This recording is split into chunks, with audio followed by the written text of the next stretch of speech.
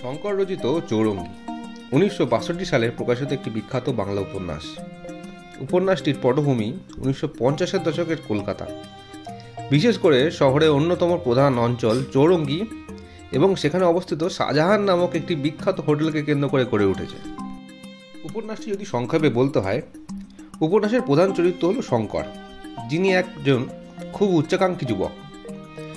প্রথমে একজন ইংরেজ ব্যারিস্টারের সেক্রেটারি হিসাবে কাজ করলেও ব্যারিস্টারের হঠাৎ মৃত্যুর পর তিনি বেকার হয়ে পড়েন।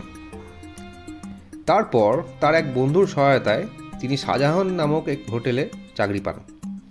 সেখানে প্রধান রিসেপশনিস্ট স্যাটা বোসের সঙ্গে তার বন্ধুত্বও হয় এবং তিনি হোটেলের বিভিন্ন কর্মী ও অতিথিদের সঙ্গে নানান ঘটনার প্রত্যক্ষ করেন।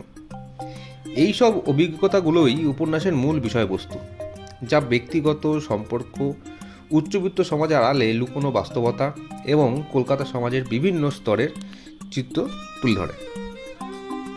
এই চৌরঙ্গী নামক বইটি প্রকাশের পরই ব্যাপক জনপ্রিয়তা অর্জন করে এবং এটি বিভিন্ন ভারতীয় ভাষায় অনুদিতও হয়। 1968 সালে উপন্যাসটি অবলম্বন করে এই একই নামে একটি চলচ্চিত্র নির্মাণ হয়, যেখানে উত্তম কুমার, অঞ্জনা ভৌমিক এবং শুভেন্দু চট্টোপাধ্যায়ের মতো প্রধান চরিত্র অভিনয় করেন।